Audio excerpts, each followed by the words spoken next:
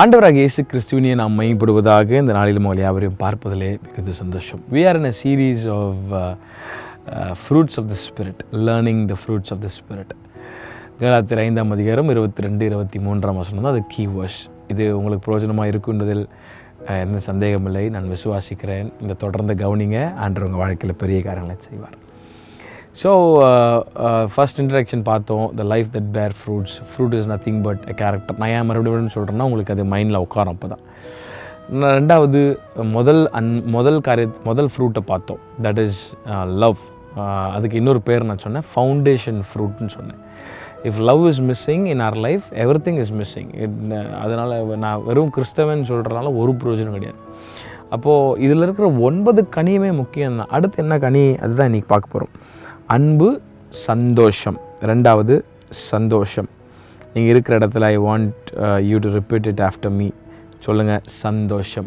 இங்கிலீஷில் ஜாய் அப்படின்னு சொல்கிறாங்களே, பியாண்ட் ஹாப்பினஸ். யோவான் 15ஆம் அதிகாரத்தினுடைய 11ஆம் வசனம் பாருங்களேன். என்னுடைய சந்தோஷம் உங்களில் நிலைத்திருக்கும்படிக்கும் உங்கள் சந்தோஷம் நிறைவாக இருக்கும்படிக்கும் இவைகளை உங்களுக்கு சொன்னேன். என்னுடைய சந்தோஷம் உங்களில் நிலைத்திருக்கும்படிக்கு உங்கள் சந்தோஷம் நிறைவாக இருக்கும்படிக்கு இவைகளை சொன்னேன். அப்போது நம்ம சந்தோஷமாக இருக்கணுன்றது தேவ சித்தம். பொல்லாத பிசாசு, யோவான் 10ஆம் அதிகாரம் 10ஆம் வசனம், அவன் திருடுகிறவன், கொல்லுகிறவன், அழிக்கிறவன், அவன் வேறு ஒன்றுக்கும் வரான். பிசாசுக்கு நம்ம சந்தோஷமாக இருக்கக்கூடாது, நம்ம சமாதானமாக இருக்கக்கூடாது, ஜாய் நம்மக்கிட்ட இருக்கக்கூடாது.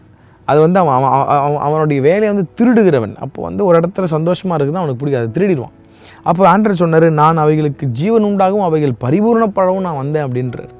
அப்போது இந்த காலவெளி சத்தத்தை கேட்டுக்கொண்டிருக்கிற அன்பு சகோதரன், அன்பு சகோதரியே, நீங்கள் மகிழ்ச்சியாக இருக்க வேண்டும் என்பது தேவ சித்தம். அதனால தான் பவுல் எழுதுகிறாரு, joy in all the circumstances.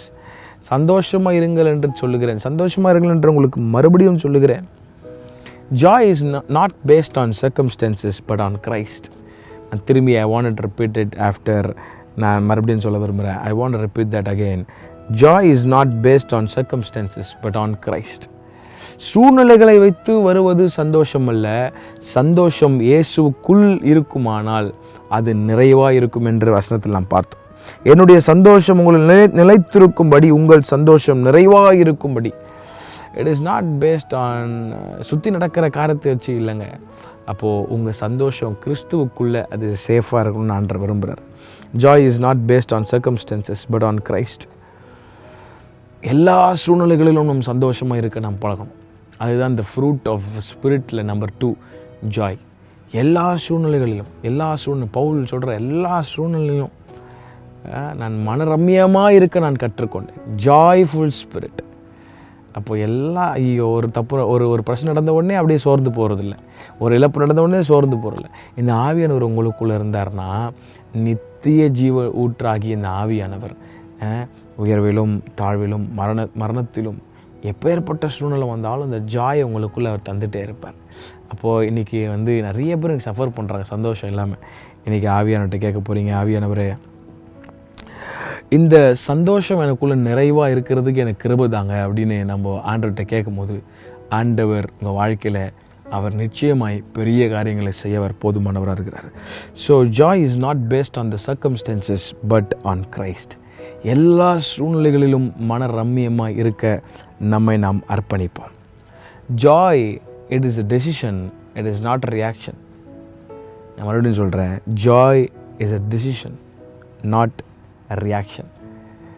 ஒரு சின்ன இழப்பு வந்தால், ஒரு வீட்டில் ஒரு பிஸ்னஸில் லாஸ் ஆயிடுச்சுன்னா, எதிர்பார்க்காது நடக்காமல் போயிடுச்சுன்னா உடனே சோர்ந்து போகிறதில்ல.